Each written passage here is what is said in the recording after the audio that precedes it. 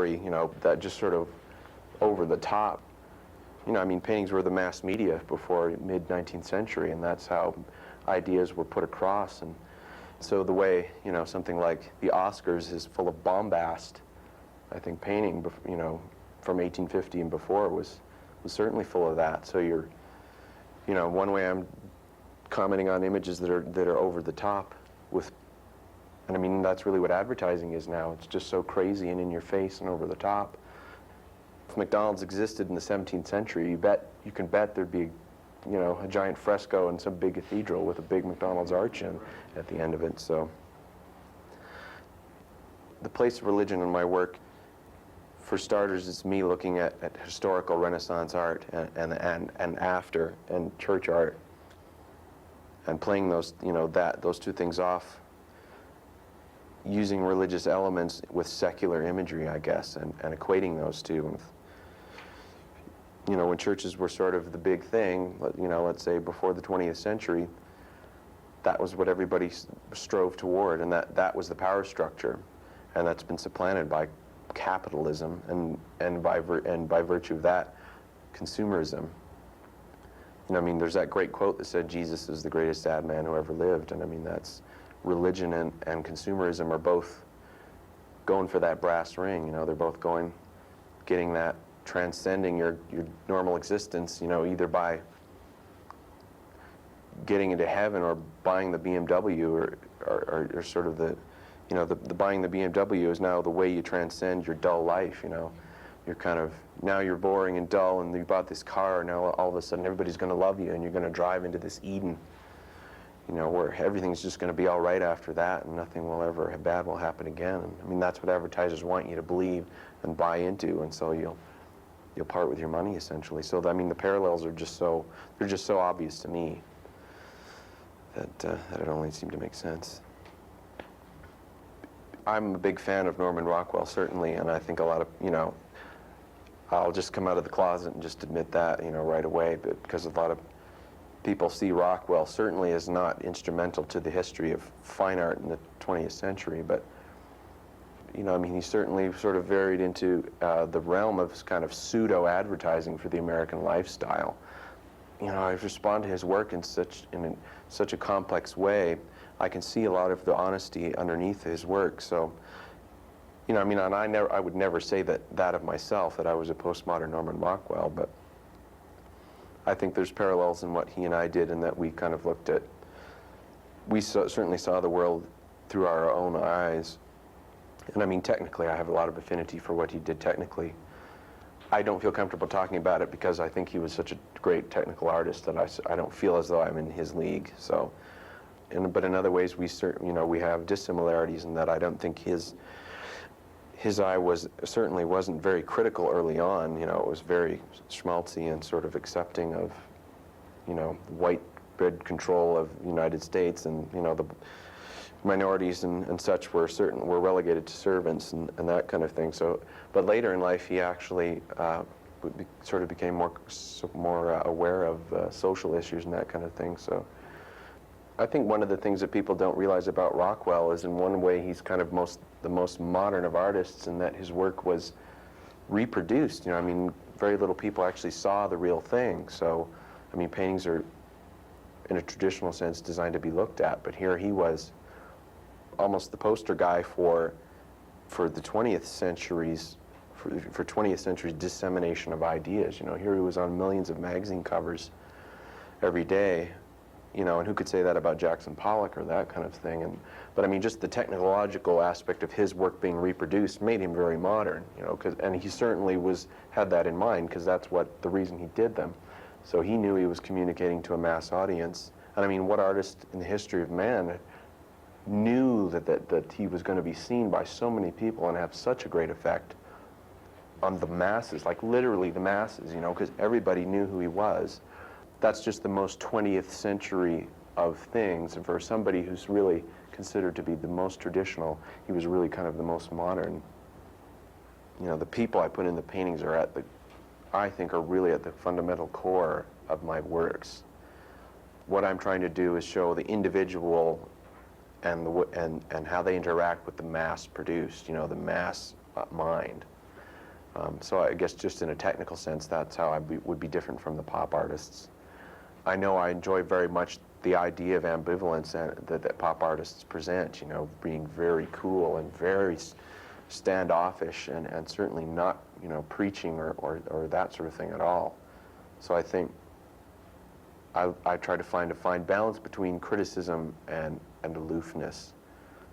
There's nothing worse than somebody standing on a soapbox and, you know, sort of preaching at you. Things being preached at gets very tiresome very fast.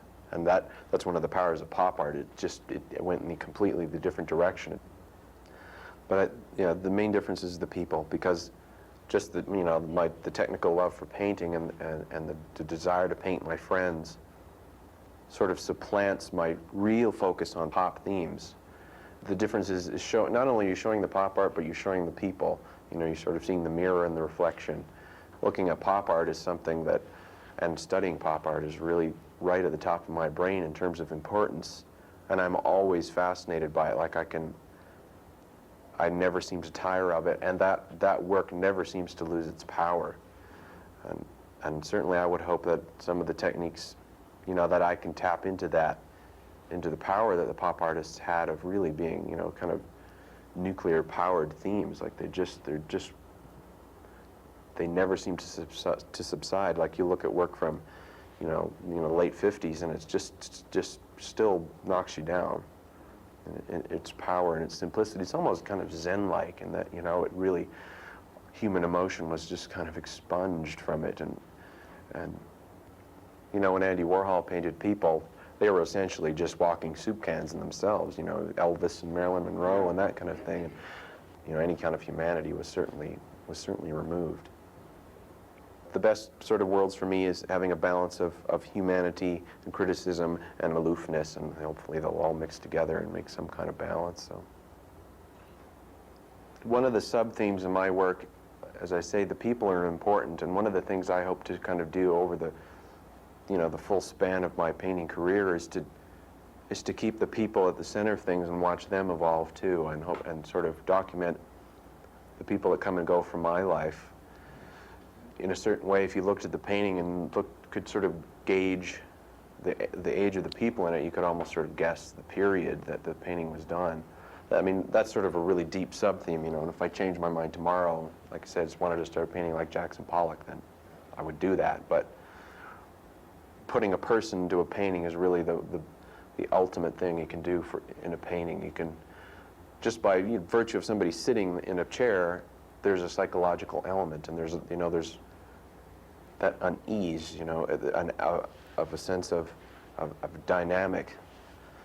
You know, if you look at a landscape or a static object or a still life, it's not going to jump up, it's not going to do something, it's not going to attack you, or it's not going to hug you, and it's not going to do anything like that. And you've got you know, immediately you've got that mystery built in. You've got whatever it is, the human quality, you're starting out with that. And, you know, and as corny as that sounds, you know, I like to think that that's sort of at the heart of the paintings that I do. And in criticizing popular culture, you know, trying to give that a heart in some way, I guess. Like I say, I know it sounds corny, but, you know, that's not saying that portrait painting is the highest art and everything else is you know, is hollow and without meaning. So, you know, I don't mean to say that, but I just sort of, people are kind of the real. You've got the you know, you're working with the biggest sense of mystery, because, you know, in certain ways, people scare me, you know. Most people you meet in your life are sort of fair and sanely balanced, and there's sort of those few that come right out of left field and scare the daylights out of you, you know. So there's a psychological element. You don't know what's going on underneath there. And one of my favorite artists is John Singer Sargent, the portraitist, and that's really something he taps into a lot with his figures. There's one painting in the Metropolitan Museum called Mr. and Mrs. Isaac Newton Phelps Stokes, I think is the title. And it's this great painting of this lady in her boating outfit, you know, the turn of the 19th century, standing there in the light and smiling. And behind her is this husband in the dark with his arms like this, and he's just glaring out. But he's not, you know, it's not in any sort of sense, is he kind of, you know, evil or demonic or anything, but it's just this crazy yin and yang kind of image. And apparently initially was supposed to have just painted a dog in the background, like a Great Dane, and for whatever reason changed his mind and just sort of stuck the husband in one day. And that the psychological teeter-totter in that painting just knocks me down every time I see it. Like, it's just, whenever I think of a psychological element in paintings, that's always the painting that really comes to mind. And that dynamic is just, it's just so strong. I could, you know, I would never intentionally try to copy that, but putting people in that painting, and maybe he never even intended to do that, because maybe it was just sort of an afterthought for him. But maybe some kind of tension between the two people had come through, you know, sort of subconsciously, even from the artist doing it, and even amongst the people, there was this underground river of psychological sort of angst or tension that, you know, something I would love to achieve in a painting, you know, to get that feeling, that kind of, you know, wow, this looks great, but what the heck's going on, you know, it's kind of sort of frightening. One of my very favorite artists is Francis Bacon, and he's got nothing to do with what I do. And again, you know, if I could wake up in the morning and paint like him, you know, I would be the happiest guy in the world, just to have this insanity just coming out of your brush, you know, but I mean, not in an unfocused way, just like, you can't even pin him down, like you can't call him, you can't even, you know, angst and horror and all that just don't even begin to define his work. Like, it's just, it cuts right to the core. Like, that's really, you know, the best painting, just like I say, it just kind of cuts you open like a scalpel and goes right inside. I sort of had to debate whether I would study graphic design and illustration in college or just go for the fine arts. And some of my teachers just said, you know, don't mess around with that. Just go right into, you know, what it is you think you can do, and like, don't fool yourself into thinking that you've got to support yourself to do what it is you want to do on the side. You know, just go for the brass ring rather than sort of being practical about it. You know, be impractical about it was basically what they had to say. So, you know, you really have to juggle. I mean, one of them is working in that commercial system and realizing that things aren't handed to you. You know, as awful as that, I hate to kind of burst people's bubbles. You've really got to be on the ball. You know, you can't sit back and be quiet and expect that they're going to look out, you know, even people that are your friends, because they're, you know, they've got a stable of 30 artists, and, you know, you're facing the crowd almost to them, making sure that you get paid and making sure that your voice is heard, but also being polite in doing so and being professional, because nothing's going to wreck your career faster than being volatile. And, you know, I mean, that's the way life is. A lot of people work very hard and are underpaid, and I'm not suggesting I'm underpaid, but I mean, you know, there's the first few years of being a commercial artist were, you know, we're kind of rough, so you got to be tough, but you got to be friendly at the same time, and it's balancing those two things. Really try to rely on yourself as much as you can and not expect people to do things for you. So the thing that's made me mature the most is just being as self-sufficient as possible. So learn how to do everything if you can. Learn how to stretch your canvases, learn how to do framing, learn how to do your own copy shots, save up the money and buy, you know, photographic lights and buy a camera so you've got control of documentation, and you've got, you know, keep as much in your own sphere of control as possible instead of farming it out to other people. And just keep at it, you know. You don't recommend growing flax to make yams from? No, grinding your own paints, and I will draw the line at making your own materials, yeah.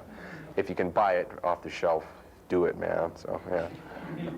Well, thanks, everybody. Yeah, it was awesome. Thanks very much.